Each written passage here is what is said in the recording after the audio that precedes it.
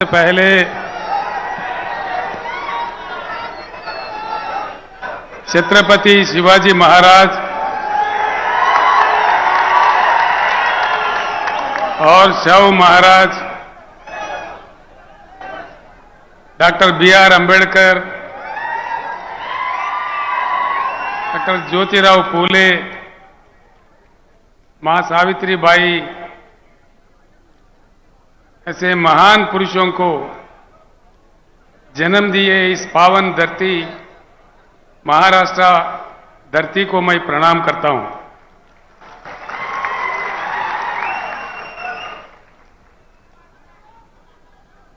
मंच पर उपस्थित नेतागण, महाराष्ट्र और तेलंगाना आज इस पक्ष प्रवेश सभा में आए हुए भाइयों, बहनों, पत्रकार मित्रों, मैं आप सभी को प्रणाम करता हूं।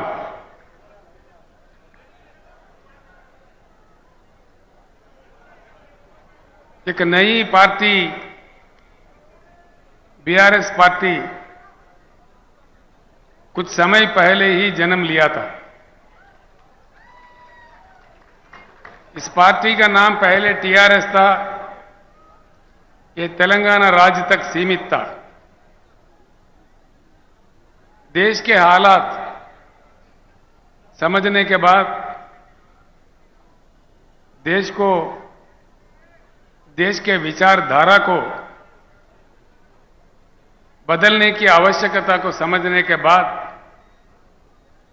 हमने फैसला लिया है कि हमको राष्ट्रीय स्तर पर काम करना है। इसी चीज को लेके हमने बीआरएस का उद्घाटन किया है। पूरे देश भर में काफी समर्थन मिल रहा है। मैं एक विनम्र पूर्वक आप सारे लोगों से प्रार्थना करना चाहूंगा, खास तौर पर हमारे पत्रकार भाइयों से भी, मेरे बात जो भी आप सुन रहे हैं यहीं भूल मत जाइए, यहीं छोड़ मत जाइए। आप वापस अपने गांव या अपने बस्ती, अपने शहर में जाने के बाद जरूर इन बातों पे चर्चा करें, ये मैं आपसे चाहता हूं। इस बात की इस देश में बहुत सख्त आवश्यकता है। देश की विचारधारा में, देश के सोच विचार में, देश को चलने चलाने में एक बड़ी परिवर्तन की आज आवश्यकता है। हमको आजादी मिले 75 साल गुजर गए। सरकारें कई बने, नेता कई आए, आमदार, खासदार, मंत्री, मुख्यमंत्री, प्रधानमंत्री कई बने। उनको हम ही लोग बनाते गए। एक बात पे विचार कीजिए, भाषण तो बड़े लंबे लंबे आते हैं, कई बातें सुनने को आते हैं। सिंपल बात है, सिंपल बात, ये कोई रॉकेट साइंस नहीं है। मैं जो बात आपके सामने रखना चाह रहा हूं, ये कोई रॉकेट वाला मामला नहीं है, बड़ा साइंस कुछ भी नहीं है इसमें, मामूली बात है। 75 साल के आजादी के बाद इतने मुख्यमंत्री, इतने पार्टियां, इतने सरकारें, इतने प्रधानमंत्री बनने के बाद आज देश में ना पीने को पानी मिलता है, ना सिंचाई को पानी मिलता है, ना बिजली मिलता है। ये क्या दिया नहीं जा सकता? ये है, उसकी इन चीजों की उपलब्धि नहीं है। चक्कर क्या है? इस चीज को समझना है। हम समझ के भी ना समझ नहीं रहना चाहिए। एक बार समझ में आया तो एकजुट होना चाहिए। मेरा इतना ही बात है। आज के समय बड़ा दुख होता है, महाराष्ट्र राज्य में सबसे ज्यादा किसान आत्महत्या कर रहे हैं। क्या कारण है? क्या बात है? दया करके सोचिए। आत्महत्या कोई भी इंसान कब करता है? सारे ही रास्ते बंद होने के बाद मजबूरी हालत में,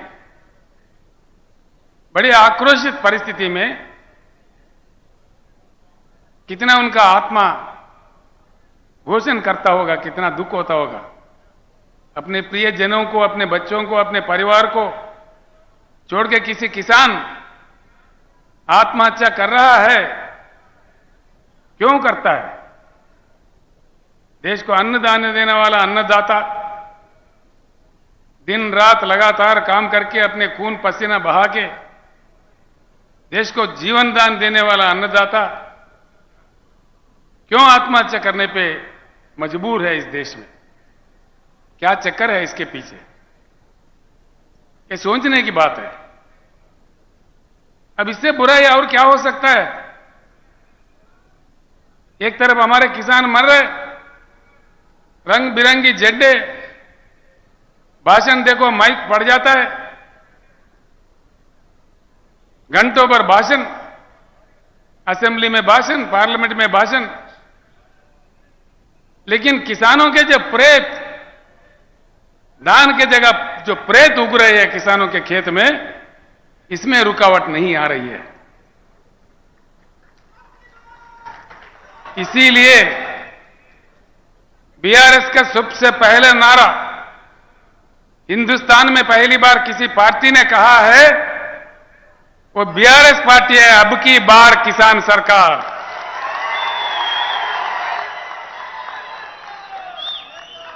अब की बार, मुझे सुनने नहीं दे रहा है, अब की बार।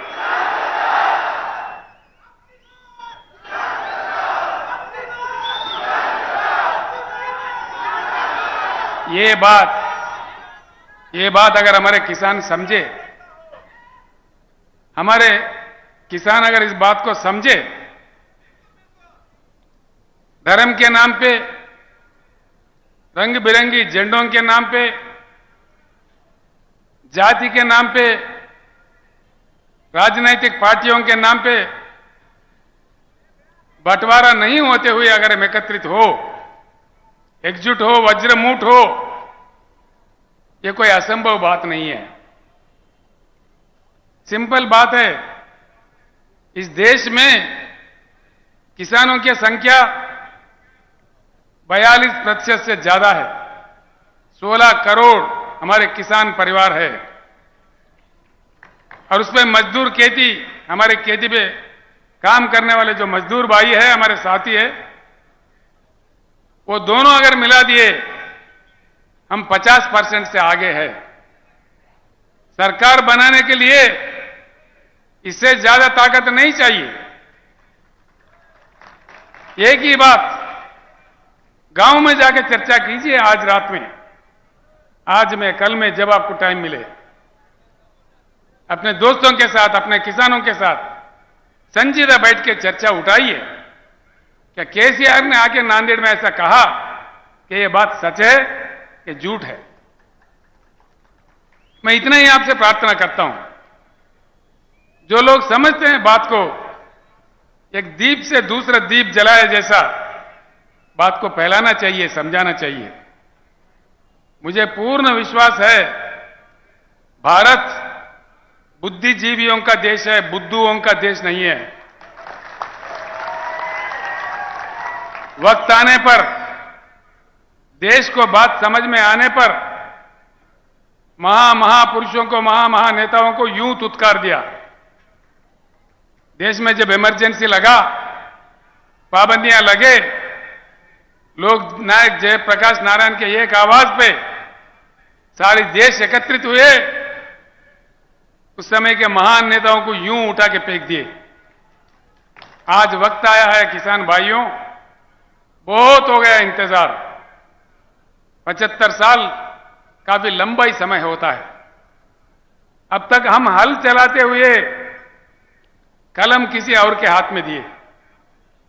किसानों को आज सिर्फ हल चलाना नहीं, कलम चलाना, कानून बनाना भी सीखना चाहिए।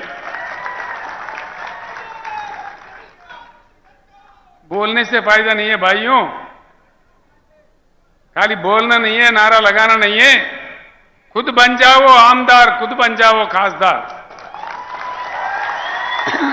तभी बनेगा किसान सरकार। ये चेतना अगर आ गया, मैं एक बात आपके सामने रखता हूं। मैं कोई अमेरिका का कहानी या किसी अन्य देश का कहानी या किसी अन्य राज्य का कहानी नहीं कहता। जो अपने महाराष्ट्र राज्य में उपलब्ध है, भाई क्या बात है। अब एक ही बात है, जब भी चुनाव आता है ना, चुनाव आने पर क्या हो रहा है, किसी न किसी पार्टी जीतता है, किसी न किसी नेता जीतता है, लेकिन जनता हारता है। अब कुछ उल्टा होना चाहिए। आगे चुनाव जब भी होगा, जनता को जीतना चाहिए, वो किसानों को जीतना चाहिए। हमारे समस्याओं का वही समाधान है। हकीकत में क्या है, भारत क्या गरीब देश है? बिल्कुल नहीं है। आप लोगों को आश्चर्य होगा, राजनीति में मेरा जीवन अब तक 50 साल बीत गए। मैं राज्य मंत्री, एमएलए, एमपी, केंद्र मंत्री, मुख्यमंत्री, कई चीज पे काम किया। अनुभव के साथ मैं कह रहा हूं, सत्य यह है कि हमारा देश अमेरिका से भी धनवान देश है। करने वाला अगर हो, नेता का काम ईमानदार हो, काम दमदार हो, अमेरिका से भी हम प्रबल आर्थिक शक्ति बन सकते हैं। इसमें कोई गुंजाइश, कोई शक नहीं है। लेकिन नहीं बनते। एक ही बात से आप समझ जाओगे। एक छोटी सी बात मैं आपको कहूंगा, मैं आपका ज्यादा वक्त भी खराब नहीं करूंगा, जो आप आसानी से समझ पाओगे वो बात मैं आपके सामने रखना चाहता हूं। यहां भारत में संपत्ति है, उस संपत्ति से प्रजा वंचित है। क्यों? क्या पाप किया है जनता ने? प्रकृति ने, भगवान ने 4 चीज, बहुत ही मूल्यवान चीज हमको दिया है। वो है पानी, भूमि, कोयला, काम करने वाले 140 करोड़ जनता। इस देश में अमेरिका हमसे 2.5 गुना बड़ा है, लेकिन उनके पास कृषि योग्य भूमि सिर्फ 29% है। चाइना हमारे से 1.5 गुना बड़ा है, लेकिन उनके पास कृषि योग्य भूमि सिर्फ 16% है। पूरे दुनिया में सिर्फ भारत ही ऐसा देश है जहां 50% कृषि योग्य भूमि है। भारत के भूमि को एकड़ में अगर नापा जाए, भारत का सारा जमीन, भारत देश का 83 करोड़ एकड़ बनता है। 83 करोड़ एकर्स।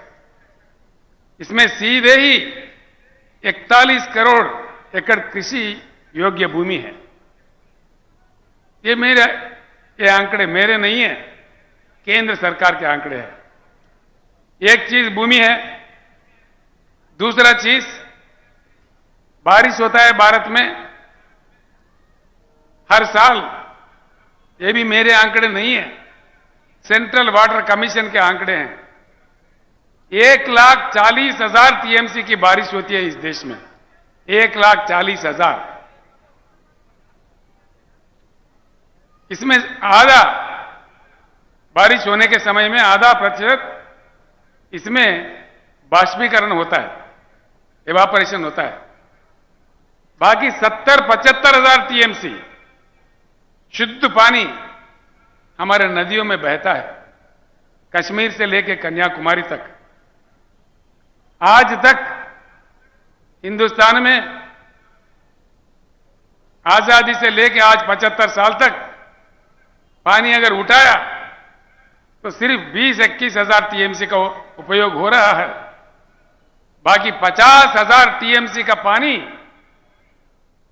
समंदर में बह जा रहा है। ये भी मेरे आंकड़े नहीं है, सेंट्रल वाटर कमीशन के आंकड़े हैं।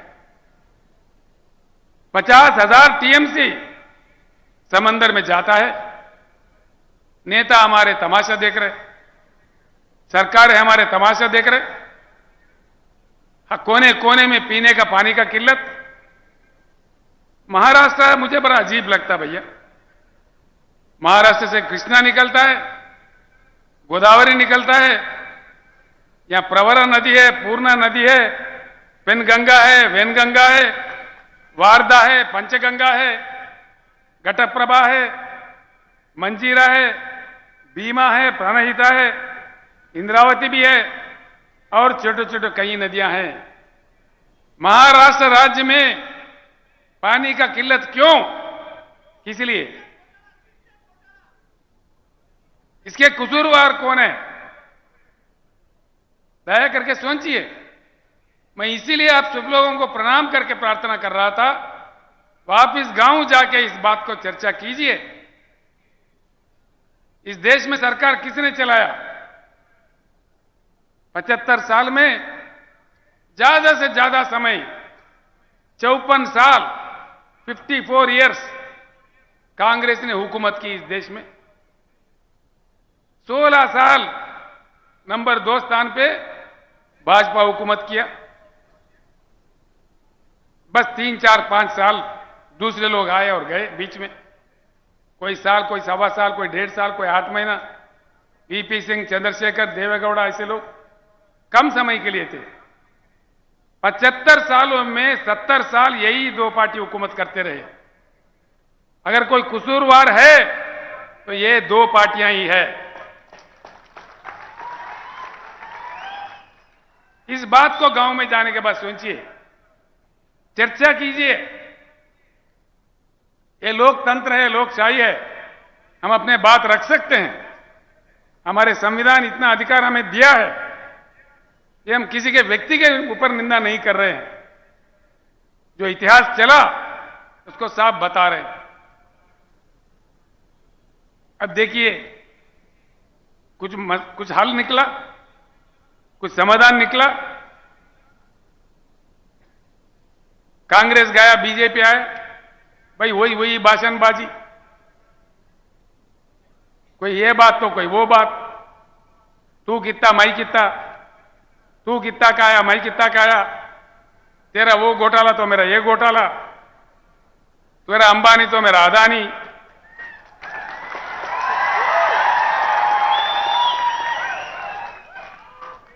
एक सिंपल बात मैं बताता हूं, सिंपल बात है जो आपके आंखों के सामने है, आसानी से आप समझ जाओगे।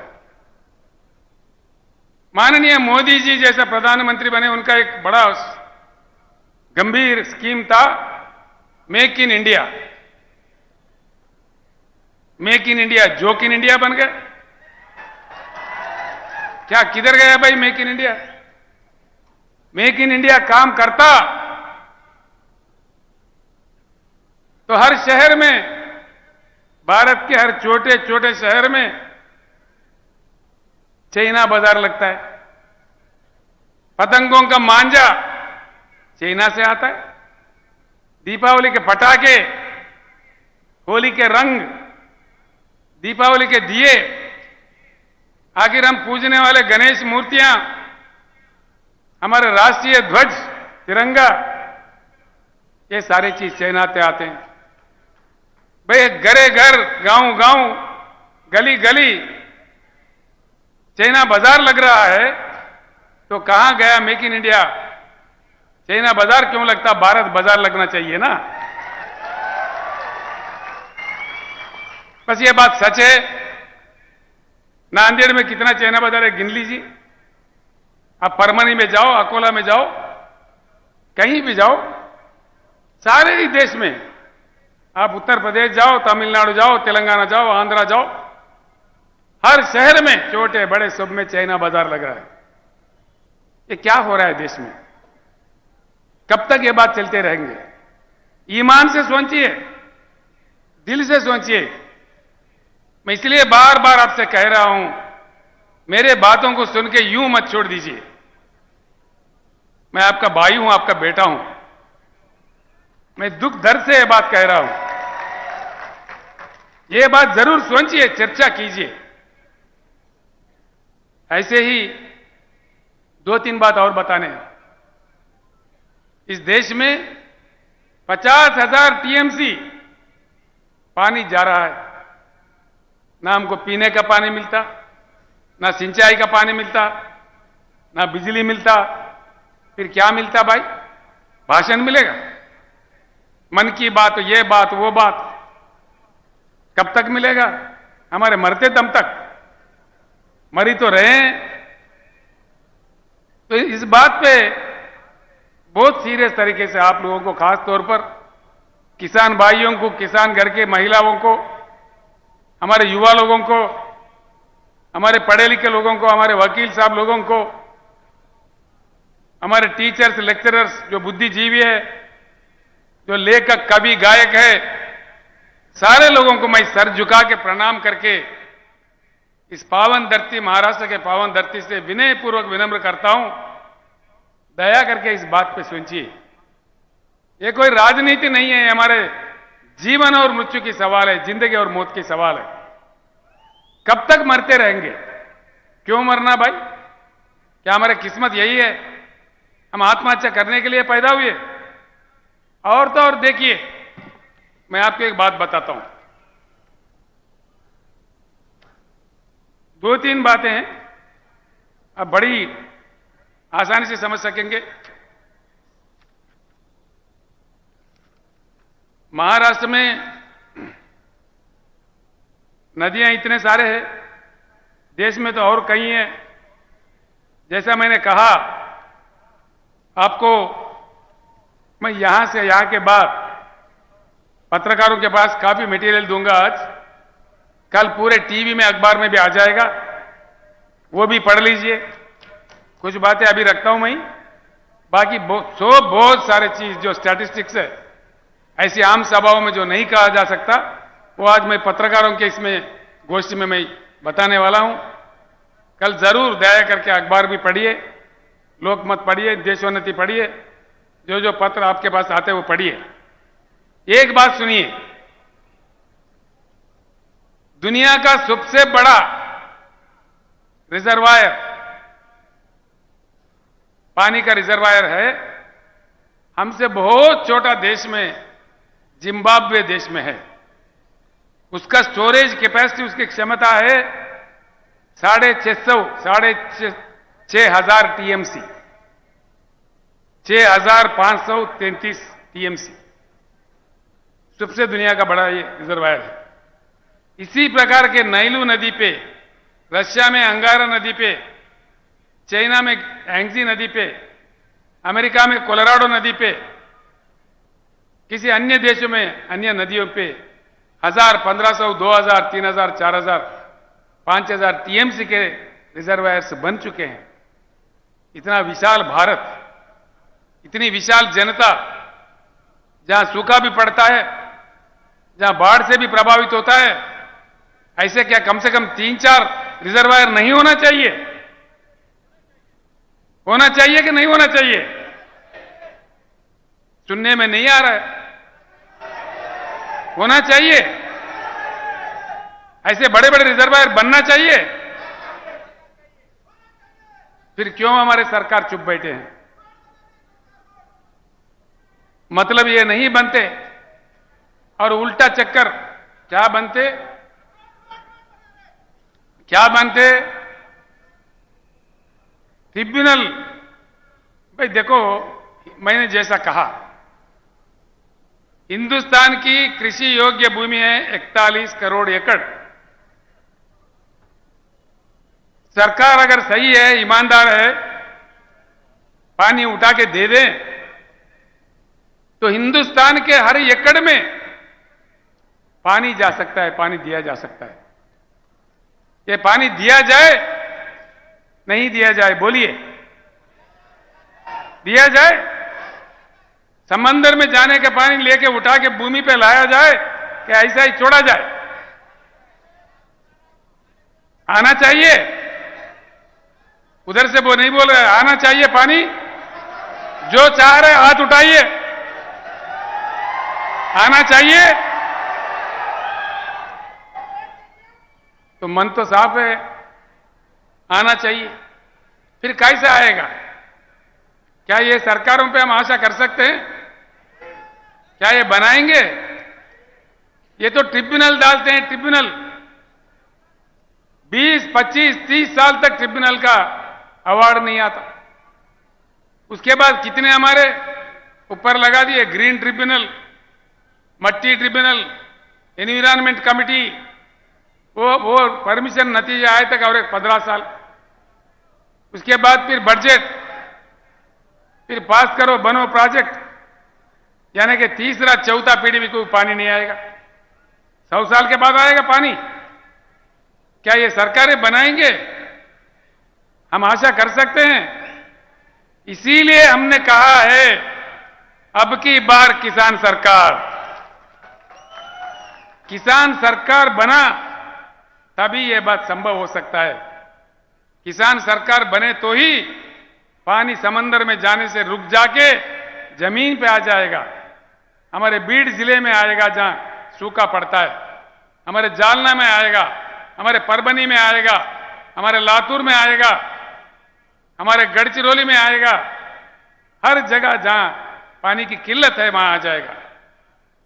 घरे घर में भरपूर पीने का शुद्ध पानी हमारे घरों में आएगा।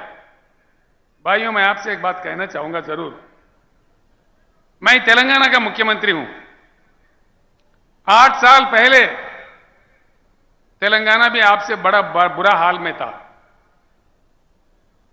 करंट नहीं मिलती थी, पता नहीं कब आता कब जाता, भगवान जाने। कई किसान हमारा मर रहे थे करंट मोटर लगाने रात में जाके। किसी को बिच्छू काटा, किसी को सांप काटा, किसी को शाक लग गया। पीने का पानी नहीं था, सिंचाई तो बोलना ही नहीं, सूखा ही सूखा था। आधा लोग पेट हाथ में लिए पलायन थे, देश भर में घूम के मजदूरी कर रहे थे। बड़ी किल्लत थी।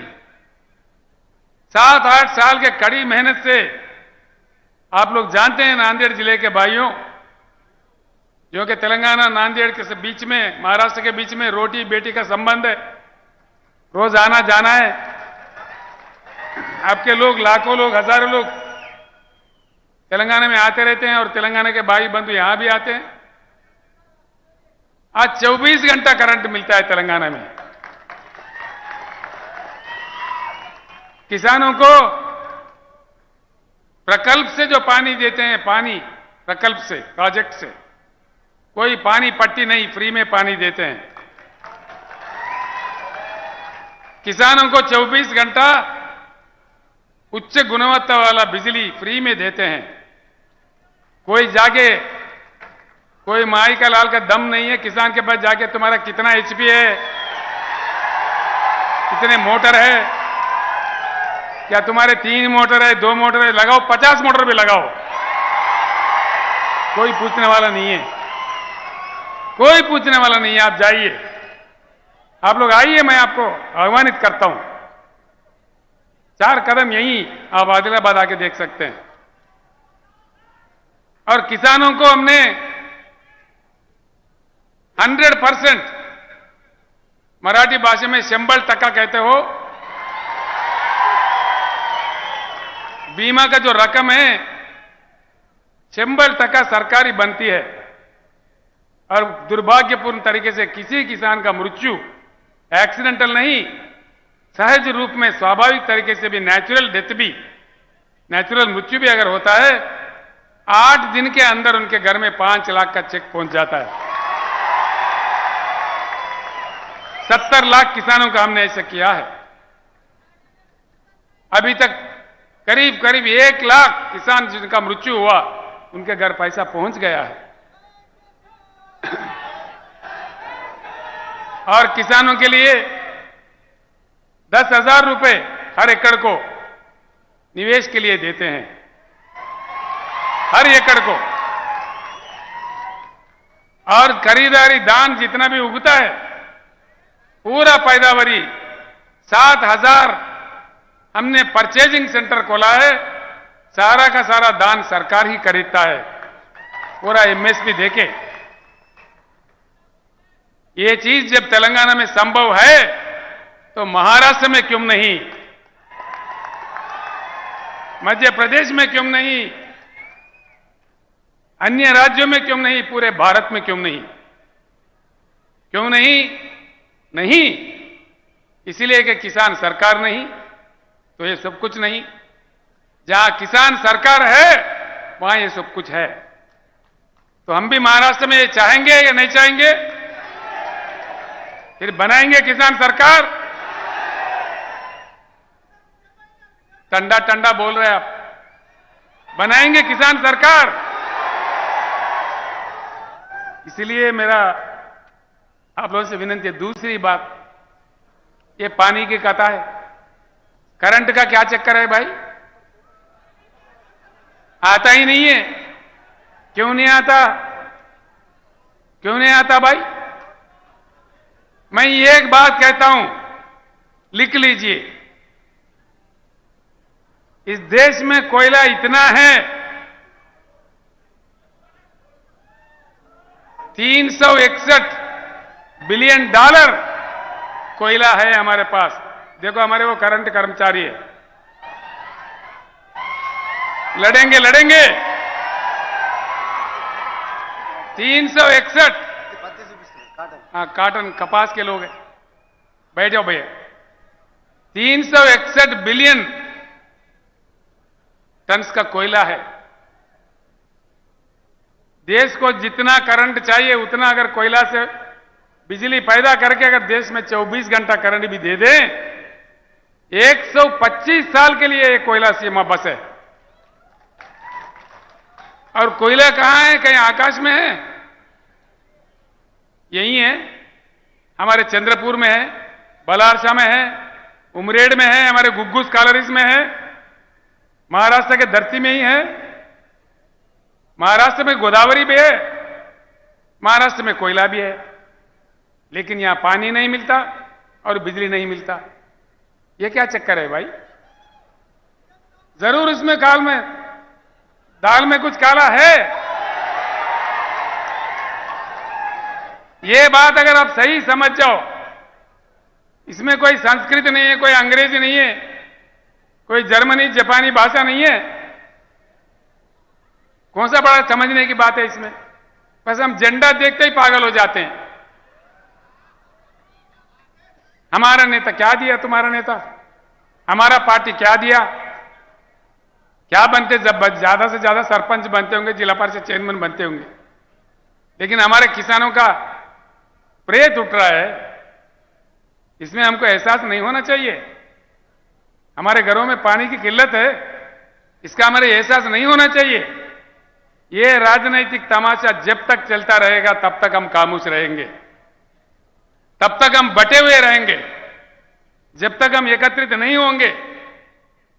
जो संपत्ति हमारे सामने है, हमारा अपना है, हमारे गांव में है, हमारे राज्य में है, इसको जाके हमको वर्ल्ड बैंक से कोई भीख मांगने की जरूरत नहीं है, कोई अमेरिका का फाइल पकड़ने का जरूरत नहीं है।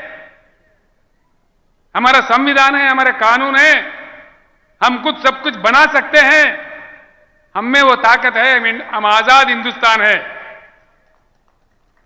लेकिन पार्टियों के नाम पे, धर्म के नाम पे, जाति के नाम पे बटे हुए, बिखरते हुए हिंदुस्तानी है।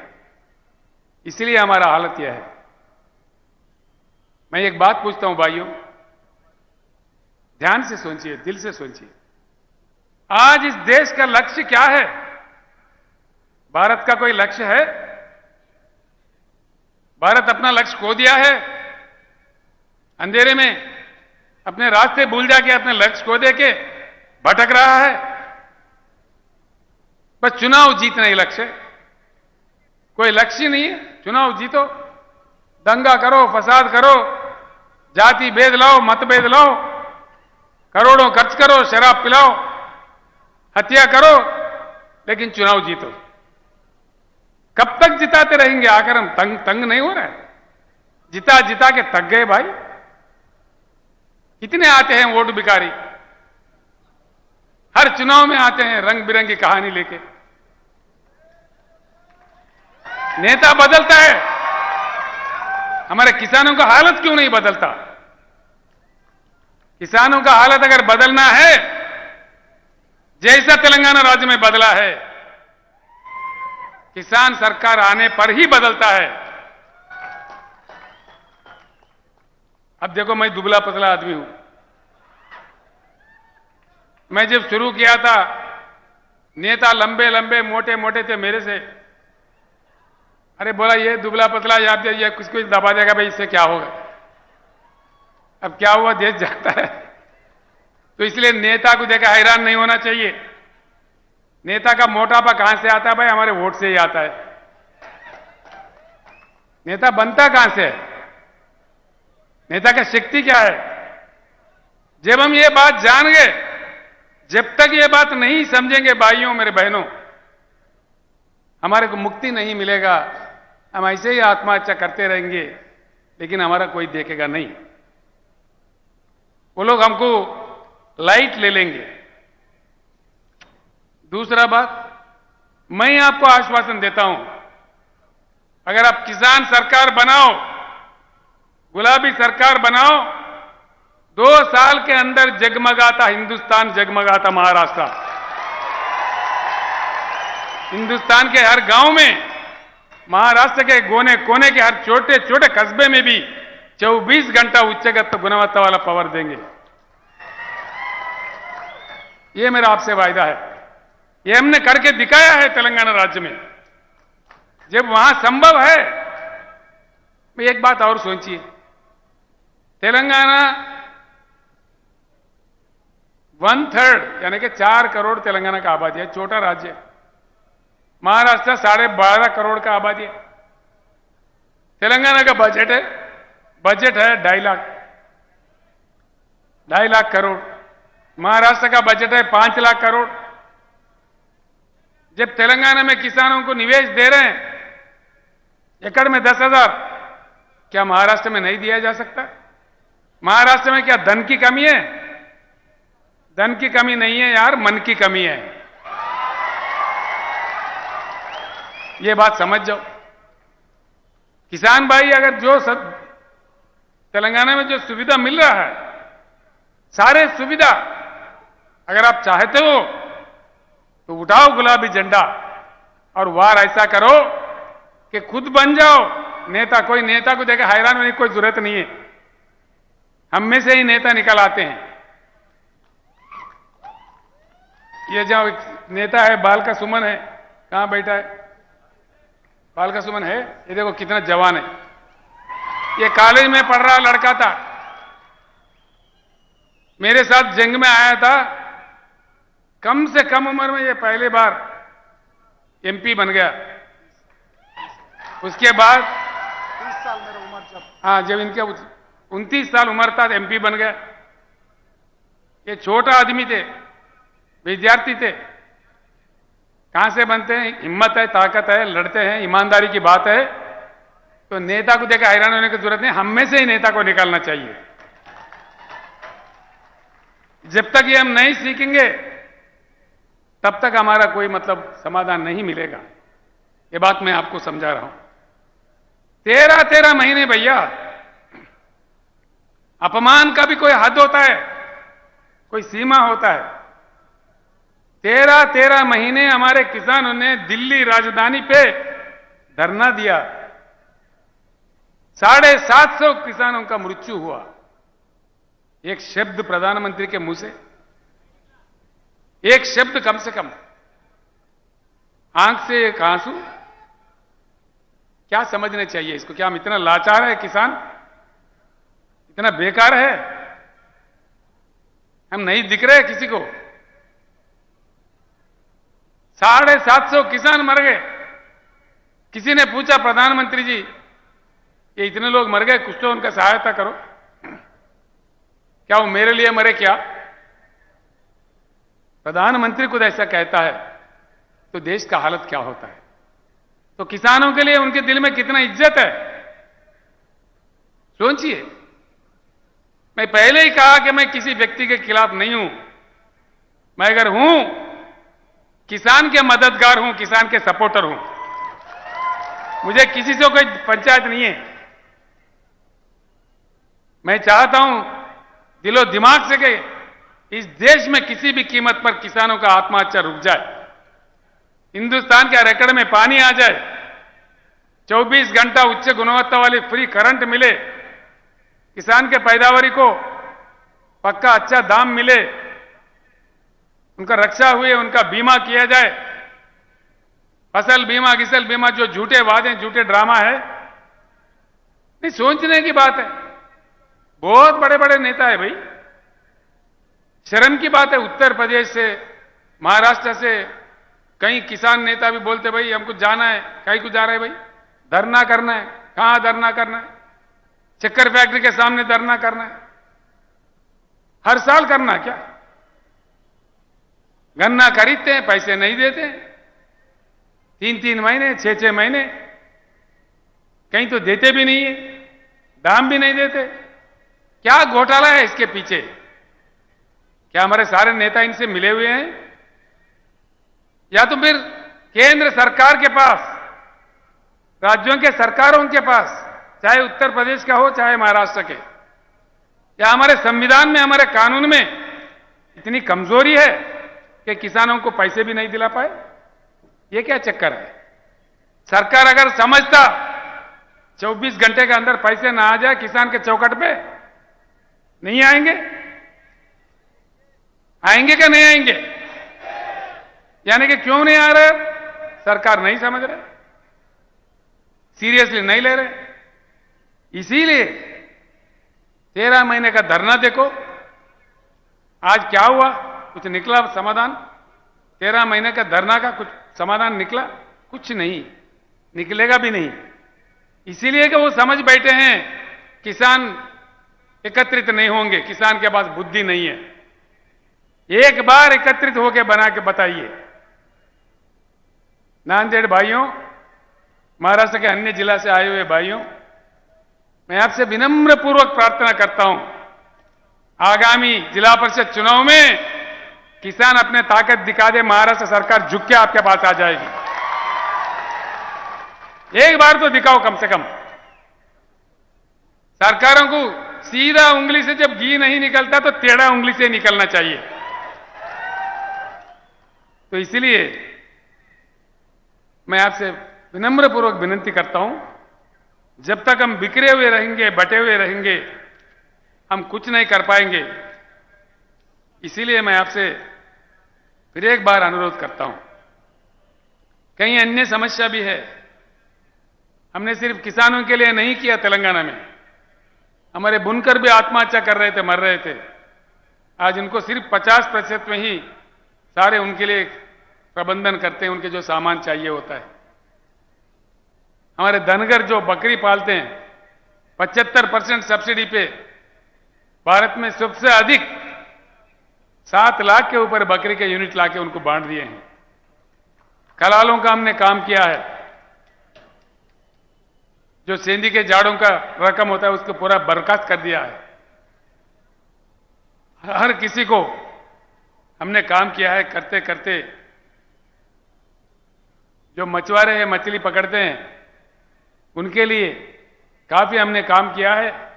उनका भी आज कल्याण हो रहा है। तेलंगाना में फ्री में डालते हैं पूरे सीड जितना भी है, आज वो भी खुश है। जो नाई है, जो हमारे कपड़े धोने वाले दो भी भाई है, उनके लिए भी 250 यूनिट तक का पावर फ्री में देते हैं। वो लोग भी थोड़ा इसको उपयोग कर रहे हैं। हर जिले में एक मेडिकल कॉलेज हमने कायम किया है। 1000 से ऊपर आवासीय विद्यालय हमने बनाए हैं तेलंगाना में। ये सारी चीज जब वहां हो सकता है, यहां भी जरूर होना चाहिए, हो जाएगा। अगर आप समझ गए तो यहां के नेताओं के चक्कर में झंडा में उलझे रहोगे, फंसे रहोगे तो कोई काम नहीं बनेगा। तो इसीलिए मैं बार बार आपसे विनती कर रहा हूं, मैं जो भी कह रहा हूं, आगे पत्रकारों को मीटिंग में जो भी कहूंगा, उन बातों को जरूर सोचिए, गांव में चर्चा कीजिए। अगर मेरे बात सच है, मेरे बात में ईमान है, तो उठाइए गुलाबी झंडा, सरकार किसान का बनाइए, दम बताइए अपना, तब जाके समाधान मिल सकता है। आखिरकार दलित भाई, हमारे दलित वर्ग के लोग पीड़ित वर्ग के लोग हैं, आदिवासी लोग भी है। दलित वर्ग के लोग कब तक रहेंगे ऐसा? इनके लिए भी तेलंगाना में अच्छा समाधान निकाला है। जो तेलंगाना दलित बंधु स्कीम है, हमारे पास 17.5 लाख दलित घराने हैं तेलंगाना में। उनको, हर फैमिली को वापस नहीं देने वाला, बिना किसी बैंक के झंझट के 100 के 100% सब्सिडी के रूप में 10 लाख रुपए हर घराने को देते हैं। वो जो काम कर सकता है, उनका कोई रोक धाक नहीं है। जो काम वो समझता है कर सकता है, वो कर सकते हैं। तेलंगाना दलित बंधु आज पूरे हिंदुस्तान में मशहूर है। ऐसा ही भारतवर्ष में दलितों के साथ जो अन्याय हुआ, उनका भी पीड़ा चले जाना चाहिए। ये हमारा भारत समाज का फर्ज बनता है।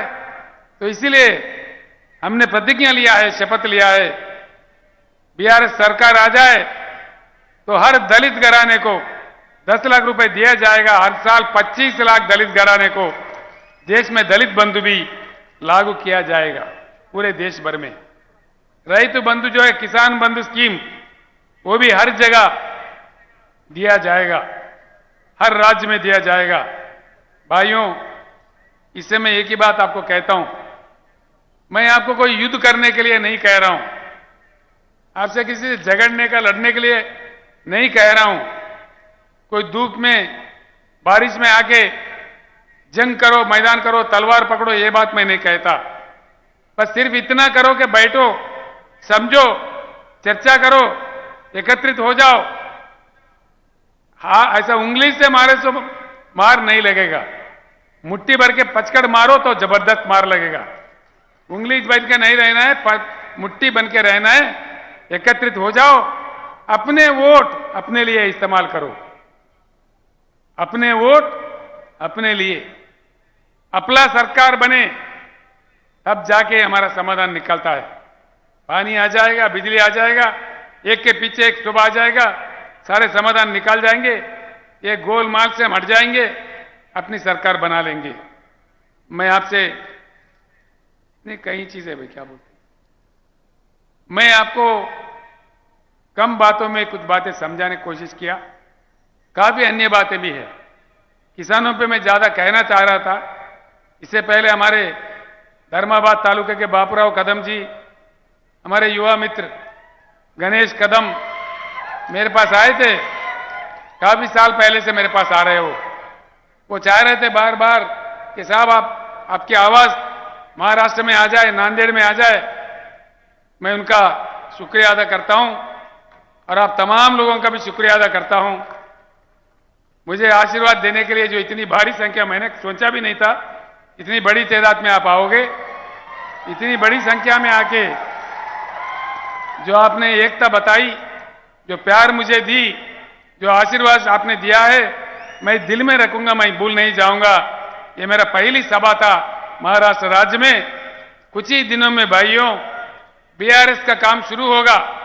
हमारे मानिक कदम जी जो किसानों के लिए जिंदगी भर लड़ते हैं, हमारे दशरथ सावंत काका, अभी उनका 84 साल उम्र है, 84 ईयर्स, अभी भी वो किसानों के लिए तड़पते हैं। ये लोग तैयार किया है पूरा नक्शा। सिर्फ 8-10 दिन के अंदर हर गांव में बीआरएस की गाड़ी आ जाएगा, हर गांव में आ जाएगा। पूरे कमिटियां बनेंगे ताकत जुटाने के लिए, किसानों को एकत्रित करने के लिए 10 दिन के अंदर, मात्र 10 दिन के अंदर पूरे गाड़ियां हर गांव में, मतलब यानी कि महाराष्ट्र राज्य में 288 असेंबली हल्के हैं, पूरे 288 गाड़ी एक साथ निकलेंगे।